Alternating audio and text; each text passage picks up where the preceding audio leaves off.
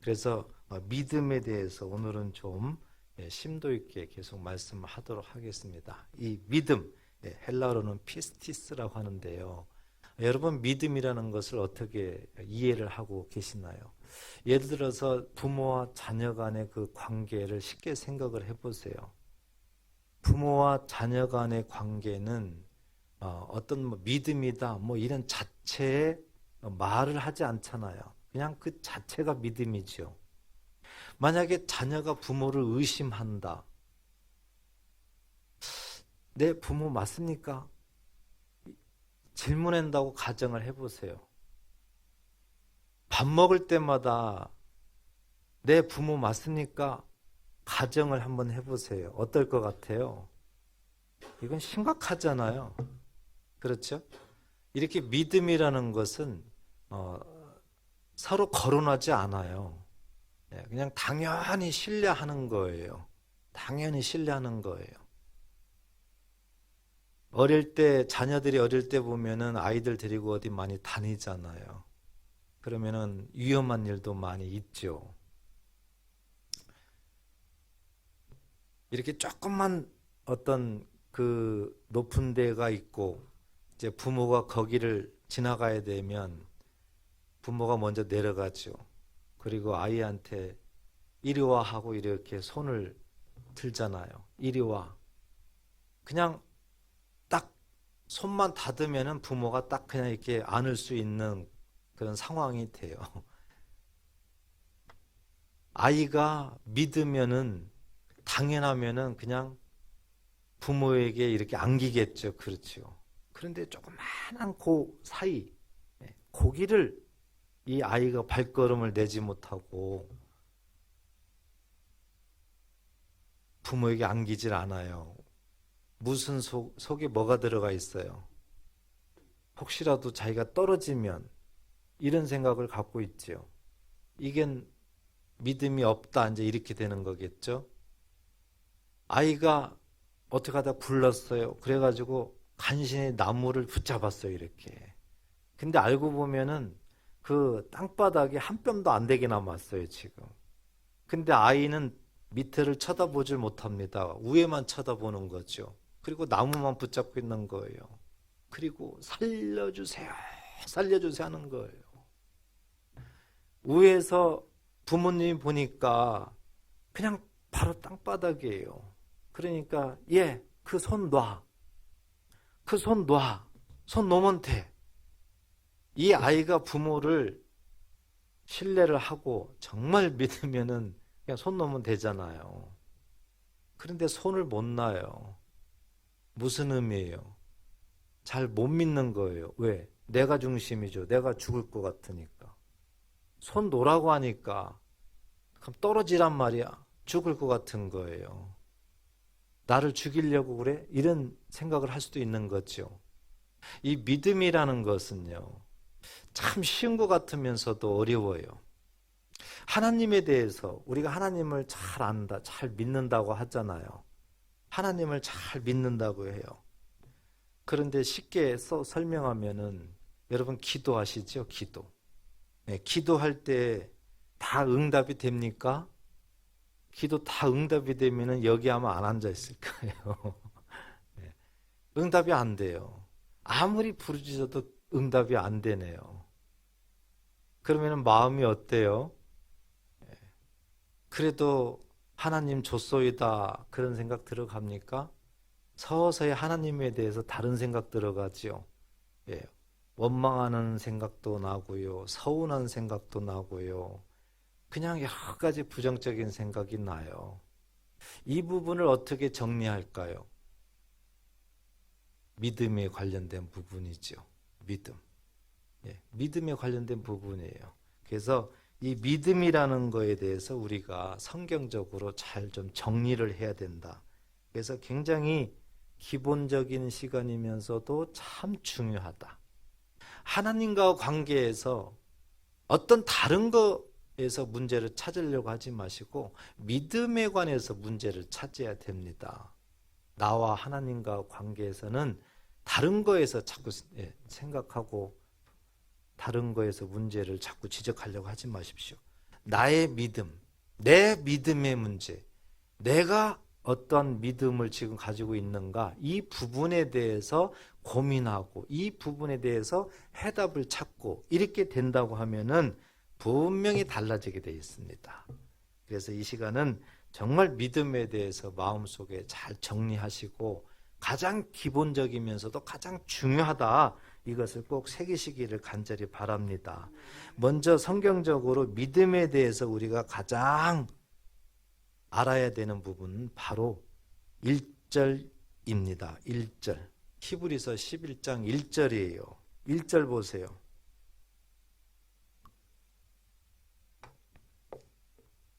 자, 같이 한번 읽어보겠습니다. 시작. 믿음은 바라는 것들의 실상이요, 보이지 않는 것들의 증거니. 그랬습니다. 자, 우선 하나님과의 관계죠. 그래서 믿음의 대상은 지금 하나님입니다. 하나님. 하나님은 보이지 않습니다. 따라서 이 말씀을 들을 때에는 이렇게 보이는 걸 생각하면 안 돼요. 보이지 않는 걸 지금 생각을 해야 돼요. 우리 사람은 보이면은 그것을 믿습니다. 우리 사람은 그것을 이렇게 경험하면은 그것을 믿어요. 실질적으로 눈에 보여야만 되는 거예요. 그런데 성경은 보이지 않는 거에 지금 초점을 두고 있어요. 거기에 지금 믿음이라는 단어를 사용하고 있어요. 믿음은 바라는 것들의 실상이다. 이 바라는 것은 지금 나에게 이루어지지 않은 거예요. 나에게 나타나지도 않은 거예요. 전혀 뜬구름 잡는 것 같은 거예요, 지금. 그런데 그것이 실상으로 이렇게 나타나다. 실상이라는 것은 존재예요, 존재. 보이는 것으로 나타난 겁니다. 이게 무슨 말입니까? 내가 하나님께서 나에게 하신 말씀, 약속하신 말씀을 내가 그것을 신뢰합니다. 그리고 보이지 않지만 그것을 기대합니다. 그것이 이루어질 때까지 내가 그것을 기다리는 거예요. 인내하는 거예요. 그랬더니 그것이 나타나는 거예요. 이것이 실상이에요. 실상. 이 믿음이라는 것은 없는 거에서 지금 시작되는 거고요. 없는 걸 말하는 거예요. 그런데 없는 것을 내가 신뢰하는 거예요. 없는 것이 이루어지기를 소망하는 거예요. 그리고 그것을 자꾸 기다리는 거예요. 인내하는 거예요. 그랬더니 실상으로 그게 나타나는 거예요. 그게 존재로 나타나는 거예요. 이것을 성경에서는 지금 믿음이다 이렇게 말을 하고 있는 거예요. 믿음이다. 그리고 그 뒤에 보면은 보이지 않는 것들의 증거니, 이중 강조를 지금 했거든요. 이중 강조를 한 거예요. 이 믿음이라는 것은 이렇게 보이지 않는 건데 내가 그것을 신뢰하고 끝까지 이루어지기를 기다리고 있었더니 그게 나타났다는 겁니다. 이것이 믿음이라고 했는데 이렇게 나타나는 것이 하나님이 계시는구나, 하나님이 말씀대로 하시는구나, 이거에 대한 증거가 돼버린 거예요. 그래서 히브리서 11장 1절 말씀은 이중 강조를 지금 하고 있다.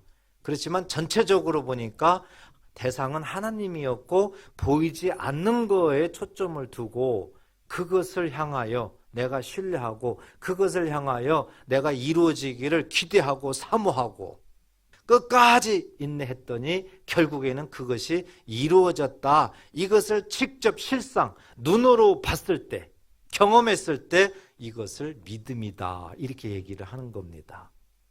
그래서 이 믿음이라는 것은 반드시 행함이 동반됩니다.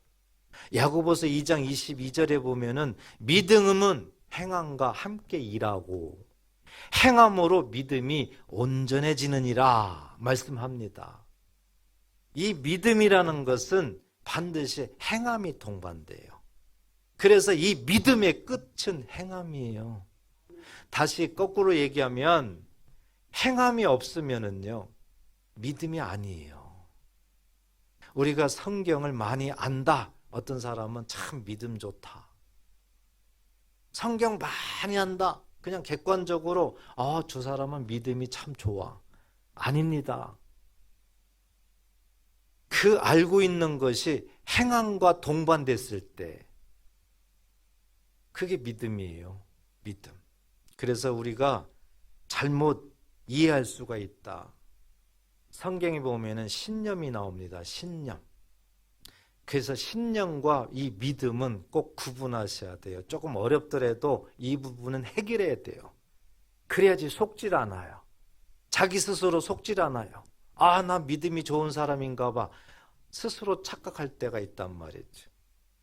이 믿음의 대상은 하나님이고 믿음의 주체는 하나님이에요. 그런데 반면에 신념은 반대입니다. 신념의 주체는 납니다. 내가 이거예요. 내가 이렇게 했더니, 내가 이렇게 하나님을 믿었더니, 내가 이렇게 성경을 읽었더니, 내가 이렇게 기도했더니, 내가가 주체가 돼 있어요. 이것은 신념이에요. 신념. 자, 로마서 10장을 좀 보도록 하겠습니다. 로마서 10장에 보면 로마서 10장 1절 보겠습니다. 형제들아, 내 마음에 원하는 바와 하나님께 구하는 바는 이스라엘을 위함이니 곧 그들로 구원을 받게 함이라. 내가 증언하노니 그들이 하나님께 열심히 있으나 올바른 지식을 따른 것이 아니라 하나님의 의를 모르고 자기의 의를 세우려고 힘써 하나님의 의에 복종하지 아니하였느니라. 사도 바울이 지금 말씀하고 있어요. 사도 바울부터 이랬다는 겁니다. 사도 바울부터. 하나님의 의, 하나님을 따르지 않는다는 거예요. 그런데 형식적으로는 하나님을 따릅니다. 실질적으로는 자기 의를 지금 따르고 있는 거예요. 자기 의. 하나님의 의를 모르고 자기 의를 세우려고 그랬죠. 이게 신념이에요. 이게 신념. 그래서 우리가 신앙생활하면서 내가 이게 자꾸 등장하면 아, 나는 신념주의구나. 나는 믿음이 아니구나. 이렇게 스스로 자기 판단을 하면 됩니다. 자가 진단을 할 수가 있는 것이죠. 그래서 먼저 우리가 생각해야 되는 것은 이 믿음이라는 것은 대상이 누구예요? 하나님. 주체가 누구예요? 하나님이라는 거예요. 하나님. 분명하게 입장 정리를 해야 됩니다. 내가 아닙니다. 내가 뭘 어떻게 한다. 이 생각 나오는 순간 하나님으로부터 믿음 없다 인정을 받는 거예요. 그래서 우리가 신앙생활할 때 정말 이 믿음이라는 거에 대해서 잘 정리를 해야 되는 것입니다. 구약성경에 보면 엘리야가 나옵니다. 엘리야 선지자. 열왕기상 18장에 보면 그렇죠. 이 하나님께서 그 어려웠던 시절이에요. 이 북이스라엘은 완전히 하나님을 떠났던 시절이에요. 그때가. 하나님은 이 이스라엘 백성들을 돌이키기 위해서 엘리야를 보냅니다. 엘리야를 하나님이 택하시고 엘리야를 선지자로 그 나라에 보냅니다. 그래서 엘리야를 통해서 왕부터 그 당시 왕이 아합 왕이죠. 다 돌이키기 위해서, 회복시키기 위해서, 회개하도록 하기 위해서 이제 보냅니다. 나중에 보면 갈멜산에서 하나님이 살아계시냐, 너희들이 믿는 신이 하나님이냐, 내가 믿는 여호와가 하나님이냐, 우리 대결하자. 갈멜산으로 다 모아집니다. 사람들이. 그래서 많은 백성들과 또 아합이 원래는 하나님을 믿어야 되는데 이 이세벨이라는 여인과 결혼하면서부터 완전히 하나님을 등지고 살아요. 이세벨이 자기가 믿던 그런 신을 이스라엘로 가지고 들어옵니다. 그게 바알 신과 아세라 신이에요. 이 바알 신과 아세라 신은 이 농경신입니다. 이 농사가 풍성하게 짓게 해준다는 신이에요. 그래서 바알 신은 남신이고 아세라 신은 여신이다 이랬습니다. 이 아세라, 바알 이 신을 섬기도록 이 이세벨이 굉장히 요즘으로 보면 신학생들을 많이 양성을 합니다. 그러니까 그 북이스라엘은 완전하게 하나님과 떠난 그런 나라예요. 하나님은 이 나라를 버리지 않고 끝까지 사랑하시기 때문에 선지자 엘리야를 보내서 다시 회복시키려고 지금 하는 겁니다. 그래서 엘리야가 갈멜산에 다 백성들을 모으고 그 우상을 섬기는 선지자들을 모아가지고 이 대결을 하게 됩니다. 여러분 그 상황을 생각해 보세요. 엘리야는 혼자예요. 혼자. 그리고 거기에 모였던 사람들은 바알 아세라 선지자가 850명이에요. 그러면 나머지 백성들 만약에 합산하면 좀 잡아 1000명은 넘죠. 1000대1로 가정을 해보세요. 그런데 좋은 만남이 아니에요. 뭐 좋은 잔치하려고 모인 게 아니에요. 뭔가 서로 따지려고 모인 거예요. 서로 지금 누가 옳으냐 이것을 지금 가리려고 모인 거지요. 그 당시에는 악합니다. 따라서 1000명 중에는 아주 성질이 고약한 사람도 있겠죠. 급한 사람도 있겠죠. 엘리야가 말 한마디만 잘못하면은 어디에서 돌멩이가 날라오든지 어떻게든지 죽을 수 있는 환경입니다.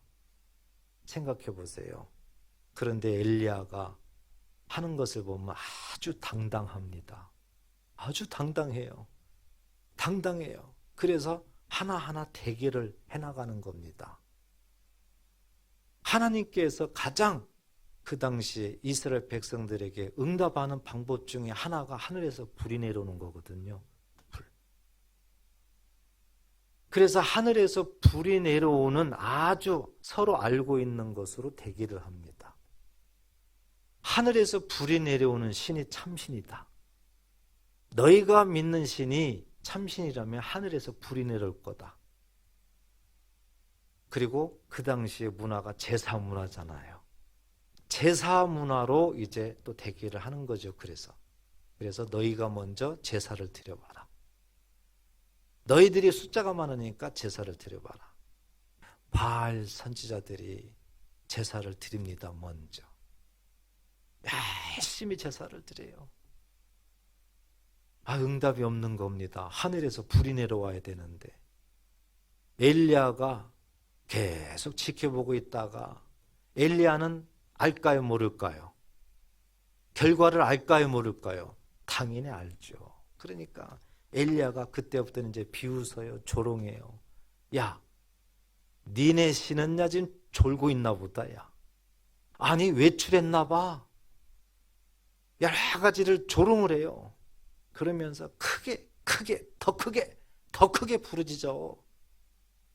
이들이 막 더 크게 부르짖습니다. 자기 몸을 자해하면서까지 부르짖어요. 저녁 때가 됐어요. 그래도 아무 응답이 없어요. 그러니까 엘리야가 안 되겠다. 너희들은 그만해라. 내가 하겠다. 그래서 엘리야가 자기가 나섭니다. 엘리야가 백성들을 더 가까이 오라고 합니다. 더 가까이 오라고 해요. 그리고 엘리야가 어떻게 하는가 봤더니 제단을 쌓는 거예요. 제단을. 엘리야가 제단을 쌓는데 12돌을 가지고 오는 거예요. 12돌. 그리고 거기다가 제단을 만듭니다. 왜 12돌을 취해서 제단을 만들까? 엘리야의 그 심중에는 뭐가 있어요? 이스라엘이라는 게 있어요. 이스라엘. 원래 이스라엘은 야곱의 이름. 야곱인데 하나님이 또 하나의 이름을 준 거 아닙니까? 이 야곱이 자기 삼촌 집에서 돌아왔잖아요. 라반 집에서. 돌아오다가 야복강에서 근심 걱정이 태산 같습니다. 왜냐하면 20년 전에 집을 떠나올 때요. 거의 도망가다시피 했거든요. 그때 자기 형 에서의 것을 뺏었잖아요. 에서의 축복권, 장자권을 다 뺏었잖아요. 그래서 에서가 너 만나면 죽인다 소리를 듣고 도망간 거예요. 그러니까 집으로 돌아가려니까 얼마나 이 야곱 마음에 근심 걱정이 많겠어요. 여러분도 근심 걱정 많을 때가 있잖아요. 정말 이걸 어찌할꼬 잠이 안 올 때가 있잖아요. 야곱이 지금 그래요. 집으로 지금 가야 되는데 왜 하나님 명령이기 때문에. 그래서 야복강을 건너지 못하고 이제 머릿속으로 계산을 하는 거 아니에요. 네, 가족들을 먼저 보내자.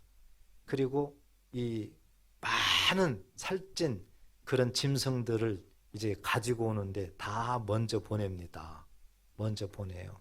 이 야곱 속에는 혹시라도 에서가 자기를 끝까지 죽이려고 하면 도망갈 준비를 지금 하는 거 아니에요? 그리고 이제 그래도 기도를 하는 거죠. 그때 야복강 나루에서 밤새도록 기도를 합니다. 포기하지 않고요. 천사가 나타났습니다. 천사가 이제 야곱하고 이제 그 기도에 대해서 관여를 하는 겁니다.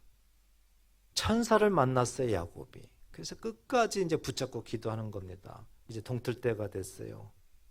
천사는 빨리 이제는 가야 되는데, 없어져야 되는데, 이 야곱이 놓지 않는 거예요. 응답될 때까지는 절대적으로 못 놓습니다. 그때 천사가 말합니다. 네 이름이 뭐냐? 야곱입니다. 그랬더니 천사가 뭐래요? 이제부터는 야곱이라 하지 말고 이스라엘이라 하라. 이스라엘. 그래서 이 이스라엘이라는 뜻은 하나님과 사람과 겨루어 누가 이겼다? 사람이 이겼다 뜻이에요. 이스라엘이. 그래서 저 이스라엘 나라가 그래서 이름이 된 거예요. 하나님이 뭐 야곱이 힘이 세가지고 졌냐 이겁니다. 아니죠. 야곱에게 하나님의 은혜를 베풀어 주기 위해서 하나님은 그냥 져준 거예요. 야곱의 말대로 해준 거예요. 이스라엘, 사람과 하나님이 겨루어 사람이 이겼다. 그러니까 사람이 이기는 거예요. 엘리야가 이 성경 말씀을 지금 믿고 있는 겁니다. 그리고 이 성경 말씀대로 엘리야가 그대로 지금 행하고 있는 거예요. 엘리야가. 반드시 하나님은 이스라엘을 보이게 되면 반드시 하나님은 이긴다. 나를 이기게 해준다는 거예요. 그래서 제단을 쌓는데 12돌을 취하는 거예요. 12돌은 12지파를 상징합니다. 완전히 이스라엘을 만드는 거예요. 하나님 보세요. 하나님께서 말씀하신 대로 제가 지금 하고 있잖아요. 그리고 거기에다가 이제 제사를 드리죠. 땔감 나무를 올려놓고 번제물을 올려놓습니다. 엘리야는 또 모세 때 하나님이 이 제사드리라는 것을 또 믿고 있는 겁니다. 누구든지 죄가 용서되려면은 너희들을 죽여야 맞는데 내가 너희들을 죽이지 않고 대신 제물을 가지고 와라. 제물을 나에게 제사를 드려라. 불태워 드려라. 그래야면은 내가 그 냄새를 흠양하고 너희들의 죄를 용서해 주겠다.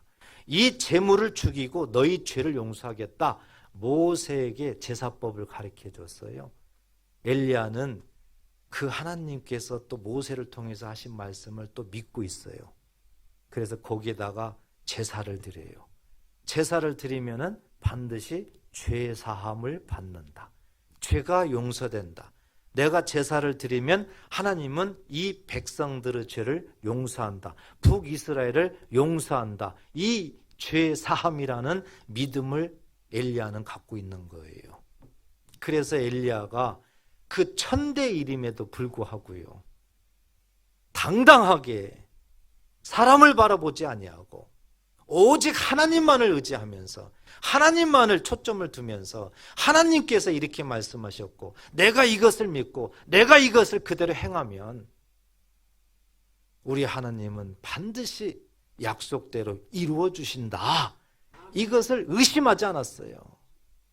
환경을 바라보지 않았어요. 그리고 그대로 했습니다.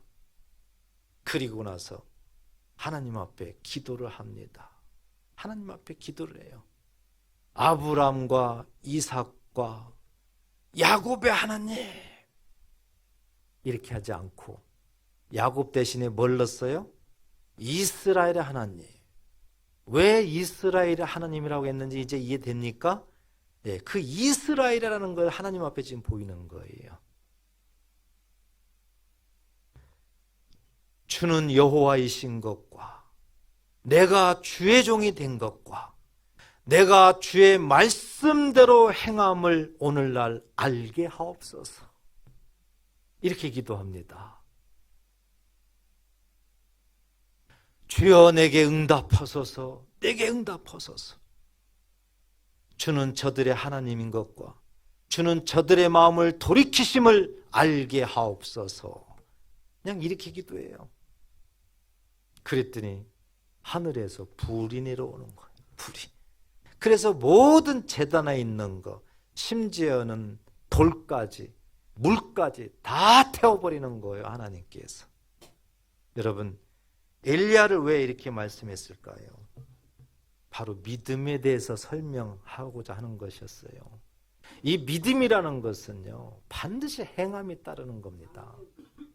엘리야처럼 이렇게 믿음이라는 것은 내가 하나님 말씀을 알고 있다가 아니에요. 하나님 말씀을 신뢰하고 있으면은 그 말씀이 이루어질 때까지 인내하면서 그 말씀대로 실천하게 되면 그 말씀이 실상으로 존재로 나타나서 경험된다는 겁니다. 이렇게 내가 경험했을 때 하나님은 너는 믿음이 있는 사람이다. 하나님이 인정해야 되는 겁니다. 아무리 사람이 나 믿음이 있어 아무 소용없어요. 하나님이 인정하지 않으면은 그 사람은 언젠가는 쓰러지게 돼 있는 겁니다. 여러분, 엘리야는 이렇게 믿음의 사람이었어요. 그런데 우리가 이렇게 생각할 수 있잖아요. 엘리야는 특별한 사람이네. 우리하고는 전혀, 우리는 저렇게 할 수 없어. 과연 그럴까요? 하나님이 그렇게 우리를 만드셨을까요? 아니에요. 야고보서 5장 17절에 보면은요, 엘리야는 우리와 성정이 같은 자로 돼 그랬습니다. 엘리야는 우리와 성정이 같대요. 우리와 똑같대요. 엘리야가 눈이 3개? 아니에요. 눈이 2개라는 거예요. 엘리야가 코가 2개? 아니라는 거죠. 하나라는 거죠. 엘리야가 성격이 어떻다. 우리도 성질이 어떻잖아요. 똑같다는 겁니다. 그때나 지금이나. 그럼에도 불구하고 엘리야는 하나님 앞에 믿음의 사람이다. 이렇게 지금 말씀을 하고 있는 겁니다. 특별한 거 아니에요. 따라서 우리도 믿음의 사람이 될 수 있습니다. 하나님께서 우리를 향하여 너희도 엘리야처럼 믿음의 사람이 될 수 있다. 이걸 지금 우리에게 말씀을 하고 있는 것입니다. 자, 이 믿음에 대해서 이제 조금 더 고민을 해야 돼요. 누구든지 다 믿음의 사람이 되고 싶죠. 그렇지 않습니까? 믿음의 사람이 되고 싶어요. 문제는 그게 되냐 문제죠. 그리고 나는 믿음의 사람이야. 그렇다고 해서 하나님이 인정하냐 그겁니다. 그렇다면 하나님이 인정하는 믿음을 가지려면 어떻게 해야 되느냐? 믿음이라는 것이 어떻게 생기느냐? 이 부분이 이제 우리가 또 정리가 돼야 되겠죠. 그래서 이 부분은 로마서 10장 17절에 기록되어 있죠. 로마서 10장 펴 있죠. 그러니까 17절 한번 읽어보겠습니다. 같이 한번 읽어볼까요? 시작. 그러므로 믿음은 들음에서 나며 들음은 그리스도의 말씀으로 말미암았느니라. 아멘. 믿음이 어떻게 생길까? 내 맘대로 생길까? 아니었다는 거죠. 믿음이 생기려면 들어야 된다는 겁니다. 들어야 된다. 무엇을 들어요? 세상 일들을 들어요? 말씀을 들어야 된다는 거죠. 말씀을. 이 믿음의 출발, 이 믿음의 기초는 하나님의 말씀이구나. 하나님이 인정하는, 하나님이 말씀하는 그 믿음의 그 출발점은 하나님의 말씀에서 시작된다는 겁니다. 어떤 사람의 생각이 아니에요. 세상적인 일이 아니에요. 하나님의 말씀에서 이 믿음은 출발되는 겁니다. 그래서 우리는 듣기를 날마다 열심히 해야 돼요. 하나님 말씀 듣기를 열심히 해야 돼요. 너무 세상적인 것만 들으려고 자꾸 하지 마세요. 수군대고 비방하는 거 듣기를 너무 좋아하지 마시라고요. 누가 어쩌대 그러면 잘 안 들렸어요. 뭐라고? 다시 한번 얘기해봐. 그것은 뭐 0. 몇몇 초도 안 걸려요. 그런데 하나님 말씀을 들으려고 하는 것은 참 조금 있다가요. 나중에만 될까요? 듣기는 굉장히 게을르게 한단 말이죠. 믿음이 생기려면은요, 이렇게 들어야 되는 거예요. 어떤 걸 듣느냐? 말씀을 들어야 된다. 그래서 정말 믿음을 사모하는 자는요, 예배에 참여를 즐거워하는 자예요. 가장 하나님 말씀을 정확히 들을 수 있는 시간이 예배 시간이거든요. 그래서 예배에 참여하는 것을요, 아주 목숨 거는 사람, 그런 사람들은 반드시 하나님이 이 믿음의 사람이라고 반드시 인정하게 돼 있어요. 그래서 우리는 믿음이 어떻게 생길까? 믿음의 출발은 어디일까? 다른 게 아닙니다. 하나님의 말씀인 줄 믿으시기를 바랍니다. 말씀이에요, 말씀. 그래서 이 믿음이라는 것은요, 내 맘대로 내가 믿고 싶어서 되는 것이 아니다. 이걸 우리가 반드시 이 시간 이해를 해야 된다는 거죠. 에베소서 2장 8절에는요, 이 믿음이라는 것이 어디에서 왔느냐? 너희는 그 은혜에 의하여 믿음으로 말미암아 구원을 얻었으니 그랬습니다. 믿음으로 구원을 얻었대요. 그런데 이것은 너희에게서 난 것이 아니요 하나님의 선물이니라. 믿음은 하나님의 선물이래요. 이제 여실히 드러났죠. 믿음은 내가 뭘 어떻게 해서 믿음이 형성되는 게 아니에요. 하나님이 인정하는 것이 아니에요. 이 믿음은 하나님의 선물이래요. 믿음은 하나님께서 주시는 거래요. 하나님께서 누구에게 주냐고요? 듣는 자에게 주는 거예요. 뭘 들어요? 하나님 말씀을 듣는 자. 그래서 우리는 하나님 말씀을 늘 즐겨 들어야 돼요. 듣게 되면은 하나하나 그 말씀이 이제 신뢰가 되는 거죠. 그리고 그 말씀이 신뢰가 되면 내 속에서 엘리야처럼 자꾸 이제는 실천, 뭔가를 하려고 합니다. 그리고 하나님 말씀대로 경험을 자꾸 하게 되는 거예요. 이래서 믿음이 되는 거예요. 믿음. 그래서 모든 이 믿음이라는 것은 나하고는 전혀 상관없다. 나는 거기에 그림자도 없는 거예요. 내가 중심이 아니에요. 내가 의자에 앉아 있는 게 아니란 말이죠. 하나님이 중심이에요. 하나님으로부터 출발을 해요. 하나님이 그 자리에 앉아 있는 겁니다. 우리가 아무리 신앙생활을 오래 해도 이 부분이 정리가 안 되면은요, 항상 그냥 쳇바퀴 돌아가는 그런 신앙생활이에요. 어떻게 보면 그것은 종교생활에 불과합니다. 죽을 때까지 하나님 앞에 너는 믿음의 사람이라 인정받을 수 없어요. 그래서 우리는요, 정말 하나님께 모든 것들이 다 달려있다는 것을 우리가 분명히 이해를 해야 되는 거예요. 분명히 이해를 해야 되는 거예요. 그래서 이 믿음이 이렇게 중요하다. 로마서 1장 17절에도 오직 의인은 믿음으로 말미암아 살리라 했습니다. 그래서 믿음이 관건이에요. 믿음. 오늘 본문에서 이제 믿음이라는 것을 정답을 주고 한 절이지만 우리에게 주시는 의미는 매우 큽니다. 자, 이제 본문을 다시 한번 보십시오. 6절. 믿음이 없이는 하나님을 기쁘시게 하지 못하나니 그랬습니다. 보세요. 이 믿음이라는 문제가 해결되지 않으면은 하나님을 기쁘시게 한다, 못한다? 못한다는 겁니다. 믿음이 있어야 하나님을 기쁘시게 한다는 거예요. 믿음이 있어요. 하나님을 기쁘게 한다는 뜻을 성경적으로 다른 말로 표현하면은 동행이에요, 동행. 하나님이 동행한다는 뜻이에요. 하나님이 동행하면 어떻게 되는 거예요? 모든 우리들의 삶을 주관하게 되는 거겠죠. 우리들의 형편을 하나님이 담당하시겠죠. 우리가 힘들 때에도, 우리가 지쳤을 때에도, 우리가 외로울 때에도, 우리가 낙심할 때에도 하나님이 동행한다, 하나님이 주관한다, 그러면 해결되는 겁니다. 딛고 일어날 수 있는 거예요. 용기를 주시는 거예요. 밀어주는 거예요. 하나님이 하신다니까요. 절대 사람이 할 수가 없다는 것을 하나님은 누차 말씀을 하는 것입니다. 자, 믿음이 있어야만 하나님을 기쁘게 한다. 따라서 하나님을 기쁘시게 하려면은 뭐가 있어야 됩니까? 믿음이 있어야 된다. 하나님을 기쁘시게 하는 사람은 누굽니까? 믿음 있는 사람이다. 그겁니다.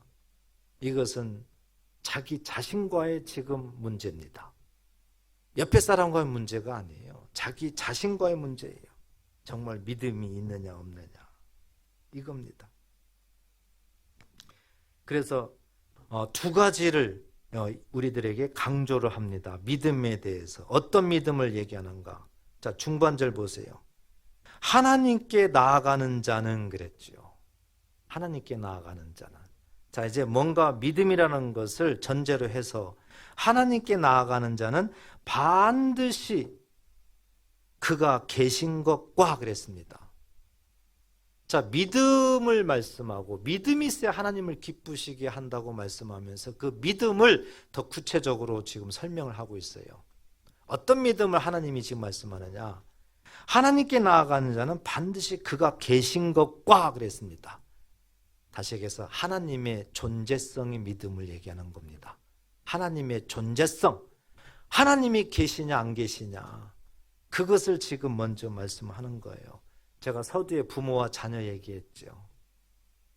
부모에 대해서 자녀가 우리 엄마 있어, 우리 아빠 있어 이 자체가 아니잖아요. 왜요? 당연하게 부모의 존재성을 인정하고 있기 때문에. 그렇죠?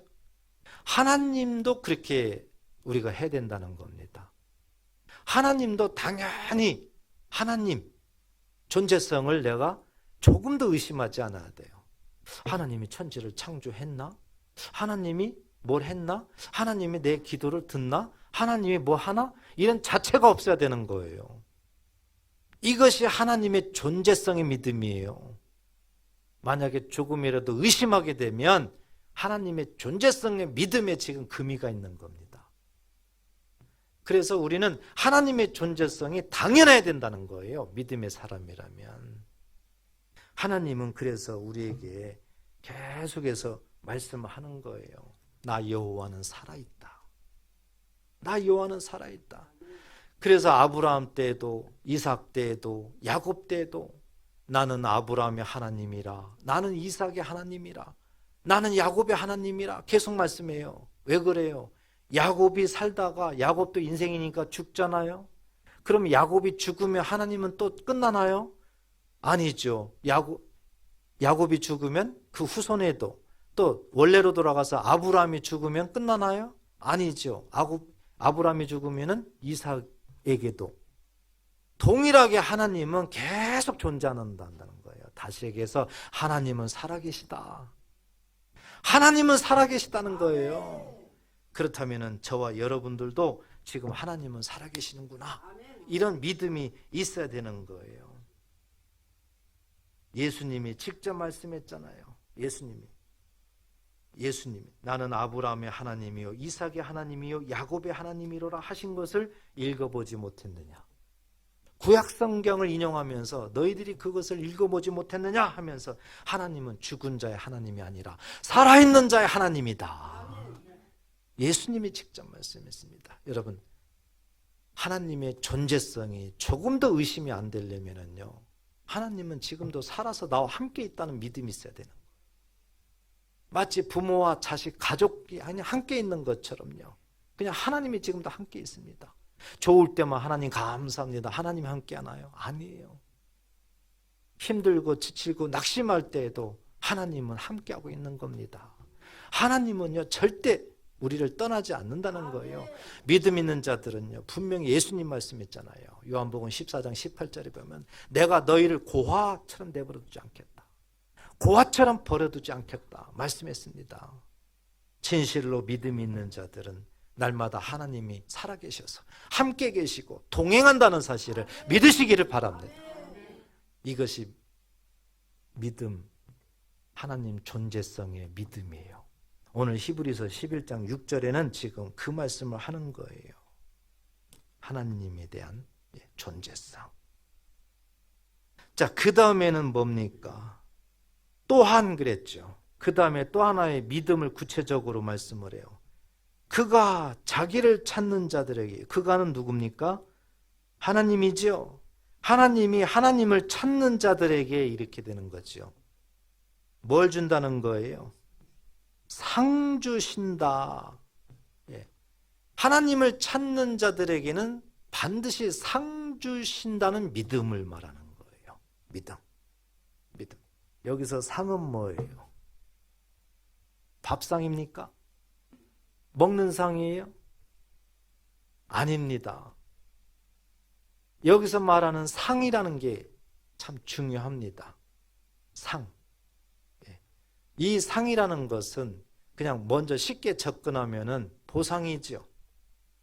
선물이에요. 이 상이라는 것은. 하나님이 뭔가 우리들한테 지금 보상해 주는 거예요. 뭔가 선물을 해 주는 거예요. 그런데 이 상이라는 것을 크게 영역을 크게 확대해야 됩니다. 이 상은요, 하나님 자체입니다. 하나님 자체예요. 상 주신다는 얘기는 하나님 자체를 지금 준다는 거예요. 여러분, 마음이 벅차야 돼요, 지금. 그런가 보다. 그러면 아무 소용 없어요. 마음이 뜨거워져야 돼요. 믿는 자들에게 하나님 자체를 지금 주신다는 건데 우리는 감당할 수가 없는 일이죠. 하나님 자체를 준다는 거예요. 이것을 이제는 우리 그 믿음의 어떤 그런 모습으로 서서히 접근해 봐요. 하나님 자체가 상이다. 그런데 요한복음 1장 1절에 보니까 태초에 말씀이 계시니라. 이 말씀이 하나님과 함께 계셨으니 말씀은 곧 하나님이시니라. 그랬죠.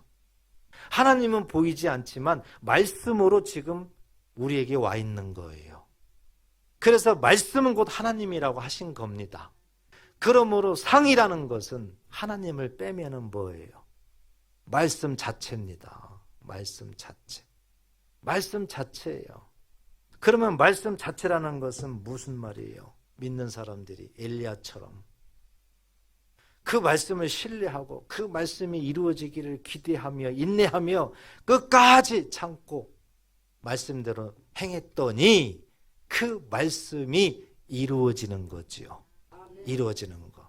상이라는 것은 하나님이 우리가 믿고 있는 그 어떤 말씀, 우리가 알고 그 말씀대로 따라가는 그 어떤 말씀이 이루어지는 거, 우리에게 이루어지는 거, 이것이 상이에요.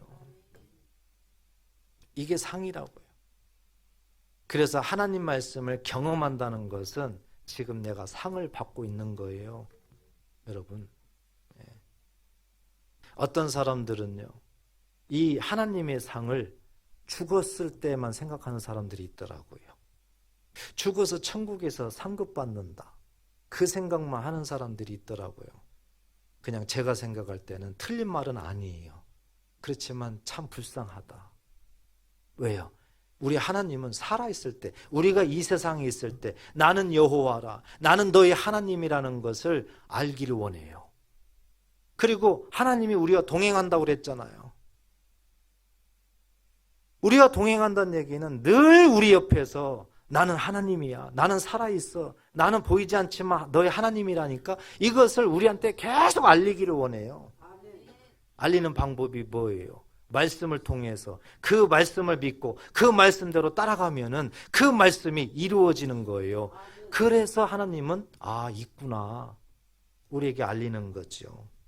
그래서 죽어서만 나중에 나는 하나님의 상급을 받을 거야, 이 사람은 참 불행한 사람이 될 수가 있어요. 그리고 장담 못해요. 죽어서 상급 받을지 못 받을지 어떻게 알아요? 어떻게 증명을 해요? 살아있을 때 하나님의 상을 많이 받아야 당연히 죽어서는 상을 받는 것이죠. 여러분, 살아있을 때가 중요해요. 그래서 우리 신앙생활이 중요하단 말이죠. 아무리 말을 해도요, 그냥 살아있을 때는 이 환경을 벗어나지 못하니까 나는 그냥 이렇게 살아야 돼, 그냥 그렇게 살아야 돼. 그렇지만 내가 하나님을 믿으니까 나는 천국 가. 이거 불행한 거라니까요. 하나님은 살아있을 때, 우리가 살아있을 때 관심을 갖고 있습니다. 여러분, 살아있을 때 하나님을 찾아야만, 살아있을 때 하나님을 경험해야만 하나님은 기뻐하는 거예요. 예수님 때 보면은 두 소경이 있습니다. 두 소경이 있어요. 어느 날 여리고성을 예수님이 지나갑니다. 여리고성에서 이 두 소경이 구걸을 하고 있다가 예수님이 지나간다는 소리를 들어요. 소문을 들어요. 예수님이 지나간다는 거예요. 이 두 소경이 그냥 모든 것이 거기에 딱 중심에 관심을 가져요. 그리고 모든 것을 수독하고 내가 저분을 만나야 돼. 저분을 만나야 돼. 그러는 거예요. 왜요? 그 소경에는 뭔가 지금 이 속에서 믿음이 꿈틀꿈틀거리고 있는 겁니다. 이 소경은요, 예수님이 지나가니까요, 보이지 않으니까 어떻게 해요? 막 소리를 지르는 거예요. 소리를. 무슨 소리를 지를까요? 소경이 가장 원하는 게 뭡니까 지금? 돈이에요? 눈 뜨는 거예요? 눈 뜨는 거죠 지금. 눈 뜨는 거예요. 소경이 원하는 것은 눈 뜨는 거예요. 그래서 예수님이 지나간다는 소리를 듣고 눈 뜨게 해주세요. 지금 이렇게 해야 되잖아요. 예수님을 불러요. 그런데 특이한 점이 있어요. 예수님이라고 부를까요? 다른 이름을 부를까요? 다른 이름을 부르죠. 다른 이름. 자, 그 이름이 무엇일까? 한번 찾아봐요. 누가복음 18장 보세요. 무슨 이름을 불렀을까?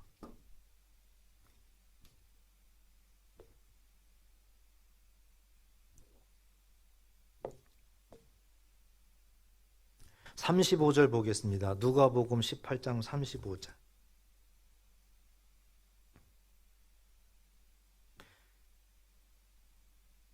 여리고에 가까이 가셨을 때 한 맹인이 길가에 앉아 구걸하다가 무리가 지나감을 듣고 이 무슨 일이냐고 물은데 그들이 나사렛 예수께서 지나가신다 하니 맹인이 외쳐 이르되 다윗의 자손 예수여 나를 불쌍히 여기소서 하거늘 앞서가는 자들이 그를 꾸짖어 잠잠하라 하되 그가 더욱 크게 소리질러 다윗의 자손이여 나를 불쌍히 여기소서 하는지라 그랬습니다. 여러분, 예수님이 지나간다는 것을 알죠, 이 소경이. 그러면 뭐라고 불러야 돼요? 예수여 이렇게 불러야 되잖아요. 그런데 이 소경이 지금 예수여 거기에 초점이 있는 것이 아니에요. 다윗의 자손이여 이렇게 초점을 두는 거예요.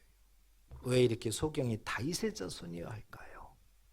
이 소경은 메시아 사상, 메시아의 하나님의 언약을 알고 있는 거예요. 구약 성경에 하나님께서 예수님을 그리스도를 재림의 주를 다 메시아를 이 땅에 보낸다는 것을 아는 거예요. 그 메시아가 나오게 되면 이 땅에 오게 되면은요 모든 가난한 자, 결박당한 자, 억압당한 자가 해방된다, 눌린다는 것을 아는 거예요. 그리고 안전뱅이가 일어난다는 것도 아는 거예요. 눈 뜨지 못하는 자가 눈을 뜬다는 것도 안다는 거예요. 이사야 35장 61장이 나와 있는 하나님의 약속의 말씀을 이 소경은 지금 알고 믿고 있는 겁니다.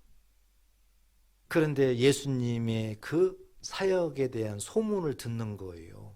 막 눈을 뜨고요, 안전뱅이가 일어나고요, 귀신이 떠나가고요, 이것을 자꾸 소문을 들었던 거예요. 그런데 소문 들었던 그 예수가 지나간다 소리를 지금 들은 거예요.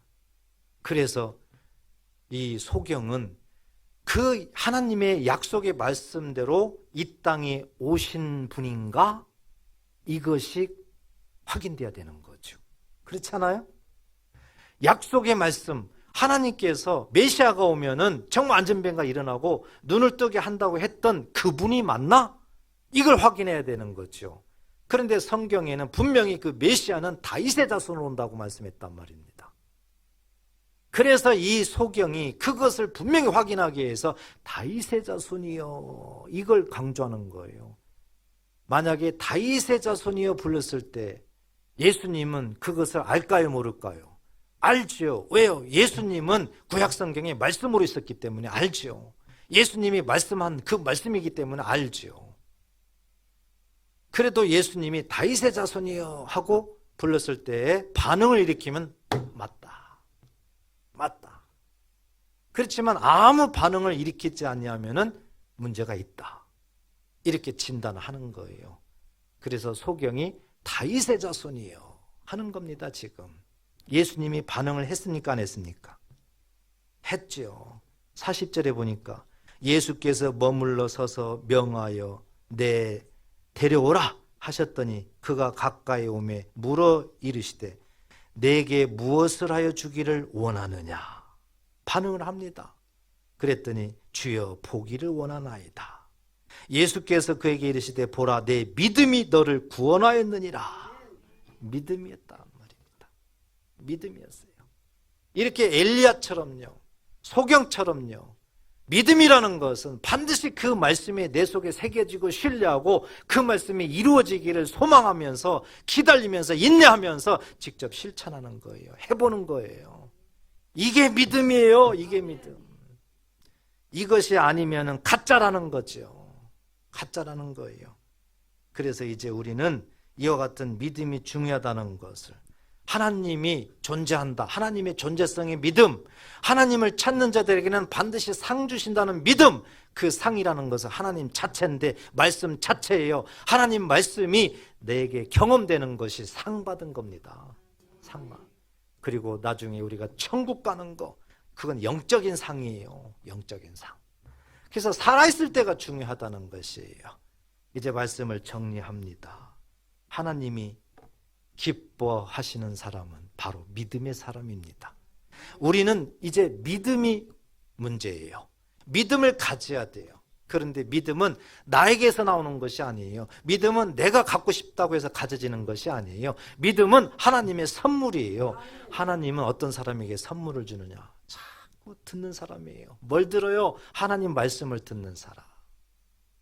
그래서 이 믿음은 하나님께로부터 우리에게 부여되는 선물이라는 거죠. 따라서 우리는 이제 하나님 말씀을 즐겨 드려야 되는 것이 중요하고, 그리고 오늘 하나님께 찾는 자가 반드시 상을 준다고 하셨기 때문에 하나님을 찾는 데에 앞장서야 됩니다. 하나님을 자꾸 찾아야 돼요. 엘리야와 소경을 마음에 새기십시오. 이들이 하나님을 찾는 모습이에요. 하나님을 찾는 모습. 오늘날 우리들로 이제 이렇게 말을 적용하면은 말씀 실천과 기도입니다. 하나님 찾는 방법은 오늘날 우리들로 말하면은 말씀을 실천하고 기도하는 거예요. 엘리야가 말씀을 실천하면서 기도했잖아요. 이 말씀대로 빨리 이루어지게 해주세요. 그렇죠? 소경도 가만히 있는 것이 아니었잖아요. 그 속에 어떤 믿음이 있으면서 불렀잖아요. 다윗의 자손이에요. 가만히 있으면 안 되는 거예요. 실천하는 거예요. 예수님도 말씀했잖아요. 마태복음 7장 7절 잘 아는 것처럼요. 구하라. 그리하면, 거기에서 왜 말이 안 나오십니까? 다시 한번요. 구하라. 그리하면, 그러고 끝났습니까? 찾으라고 했죠. 찾으라. 그리하면, 거기서 끝났습니까? 두드리라는 거예요. 안 돼도 두드리라는 거예요. 무슨 말이에요? 반드시 너희들에게 상 주실 거니까 끝까지 포기하지 말고 가라는 겁니다. 예. 구하고 기도하면서, 그리고 찾아라, 행동하라는 거예요. 안 되면 두드리라는 겁니다. 하나님은 반드시 약속했기 때문에 그걸 이루어진다는 것이죠. 그래서 우리는 스스로 속으면 안 되고요. 스스로 착각하면 안 돼요. 많은 기독교인들이 엄청 속아요. 스스로 착각을 합니다. 믿음이 좋다고. 하나님 말씀을 많이 하는 것이 믿음의 잣대인 줄 생각을 합니다. 하나님 말씀을 많이 알고 그냥 기도만 하면은 완전한 줄 알아요. 성경은 그렇지 않아요. 성경은 분명히 기도했으면 찾으라는 겁니다. 그냥 홍시 떨어지기를 바라는 그런 모습이 아니에요. 성경은 액션이 들어가야 돼요. 반드시 자꾸 움직여야 돼요. 말씀에 근거해서요. 그래서 저와 여러분들은 지금부터는요, 믿음이라는 것이 이렇구나. 믿음이라는 것은 반드시 실천이 따라야 되는구나. 믿음의 끝은 실천이구나. 이 부분이 이제는 마음에 새겨지고 이제 다른 거 다 버리세요. 그리고 한 말씀이라도 이 소경처럼요, 정말 그 말씀을 부여잡고 기도하면서 그 말씀을 자꾸 찾아보세요. 그 말씀이 경험되기를 자꾸 행동을 해보세요. 살아계신 하나님께서 저와 여러분들에게 반드시 응답될 줄 믿습니다. 이렇게 되면 하나님이 기뻐하는 사람이 되는 겁니다. 오늘 말씀을 마음에 꼭 새기시고 그 말씀을 경험하셔서 하나님 앞에 너는 믿음의 사람이다 인정받으시기를 주의 이름으로 축복합니다. 기도하겠습니다.